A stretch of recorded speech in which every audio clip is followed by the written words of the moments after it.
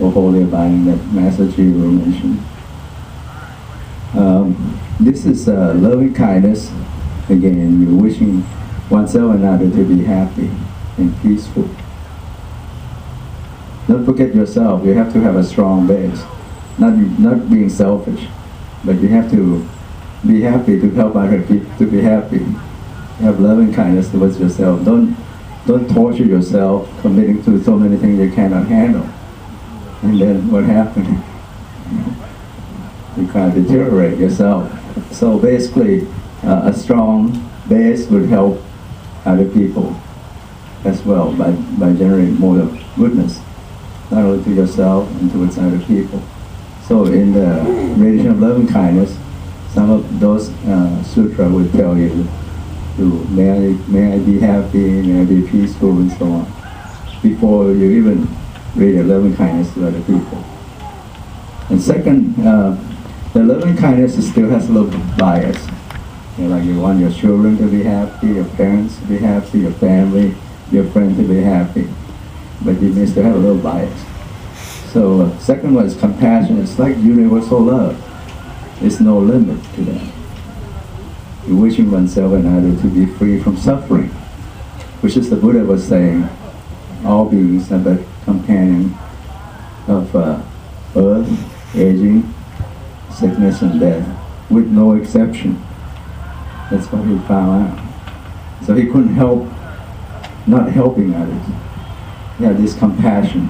He had three main virtues: purity, compassion, and wisdom.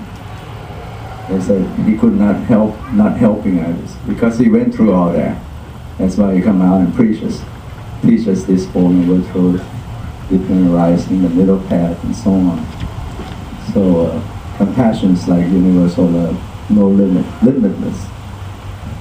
The third is sympathetic joy or altruistic joy, being joyful to other with others, with their success or their fortune, instead of being jealous. Like you see, a few days ago, they have like the success of the Shirley miner rescue, bringing back like 33 miners that trapped like 622 meters down in the earth here at the San Jose mine. So we all, being joyful, even though they're not, like nation, but they're human being, world population. Now we have a global village. We can look around the world just through an internet or television very quick. Now we're going to have internet TV coming up soon, end of this month. Okay. And the fourth is equanimity and neutrality, of staying poised when situation is beyond your control, like your son or your loved one or your children or your parents have incurable cancer. You'll be there to help them, but you can't help to be sick for them because it's not your body. But you always stay there and ready to help if they need any help, support them morally and so on. So that's the way you can, practice yourself in the daily living with mindfulness. So why so important being neutral and unbiased? Because it allows your intuitive wisdom to arise. We're busy clouded, tainted our mind. Like the Buddha said, mind is luminous, but being tainted with mental impurities. We even say, it's the guest that coming in. You don't have that. You invite this guest coming in, these mental impurities, which are greeted the delusion. Our pure mind doesn't have that.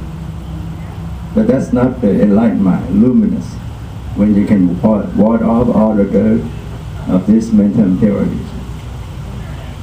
It allows your own intuitive wisdom to blossom, being unbiased. So you're in the middle path, no like, no dislike, no eternalism, no nihilism, no sensual indulgence, no self-modification, no idealism or materialism, this kind of thing. You become unbiased in that aspect. So you're a middle path in that way. Allow you to see the three universal characteristics, which is always there. How come we don't see that? Because we're good at denying. When the truth is so overwhelming, what do? We deny them. Yeah, I'll be here forever. I'll be this young, I'll be this healthy. You know that's not true. That's what the Buddha found out. The three universal marks of existence. Impermanence. Everything stay impermanent all the time. You see the leaves is falling down now. It turn color. It looks so beautiful. In fact, they're dying. They lack of chlorophyll. So it turns yellow and red and so on. And then you're driving there, you look now outside, you see leaves are falling down. So will be you one day. You're no exception. Impermanence. And then that's called unstable. Second one, imperfection, including living and non-living being. So, it's something that is unbearable. You know, the leaves cannot stay on the stem forever because the winter is coming. It's changing. They kind of stick up there unless it's a pine, then they survive through winter. But all other trees usually lose their leaves and they'll generate new ones coming back. So basically the third one is selfless, soulless, and not selves, uncontrollable. So unstable, unbearable, uncontrollable. If it's controllable, you say, don't get old. I don't want to get old. Don't get sick. Don't die. We can't do that. Yeah, when this is physically, you can see that mentally it's even worse. 1 minute you're sitting here, but your mind's back home, going somewhere already, coming back many times already in the thoughts. That's what the Buddha said. Mind is solitary, incorporeal. It means it travels by itself, travel far, reside in this cave, this body is your cave or cavern. It travels by itself. You cannot bring your friend in your mind, your thoughts, unless you dream. Even though they don't want to go with you neither. So you in the thoughts by itself and travel far, and solitary and it's formless.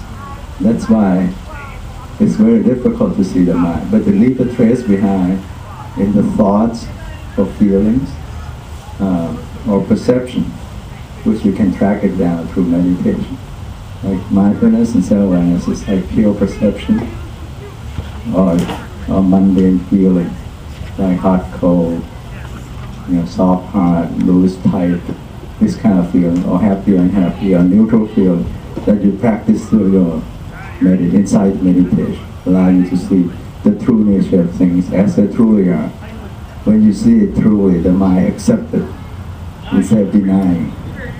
Accept it. And so it's how fool I was by grasping onto this thing and learn to let go, to become disenchained, discern, or let go. And then the mind will liberate when it's no longer grasping onto anything. And they find it not worth doing so. It's worthless doing that. So that's the way how you become unbiased and became enlightened in that aspect. Your pure mind will coincide with the true voidness of the universe. And then that's what they call resonance of enlightenment. The pure mind become one with the background of the universe, no changing, and so on. We'll always be happy and peaceful in that aspect. So that's what all the Buddhists are working on to reach nirvana, the ultimate peace and happiness. So from mundane life, you can learn to live yourself in a peaceful way through this mindfulness and self-awareness, which is necessary to implement from the morality, which I mentioned, the 5 precepts blossom into 5 ennobling virtues.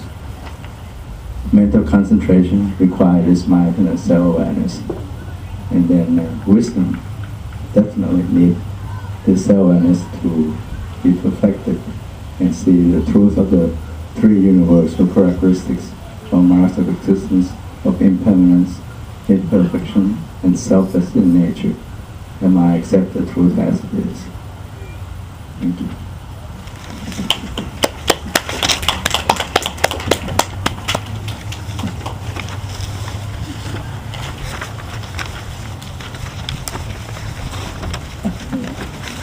Thank you, Dr. Comstock.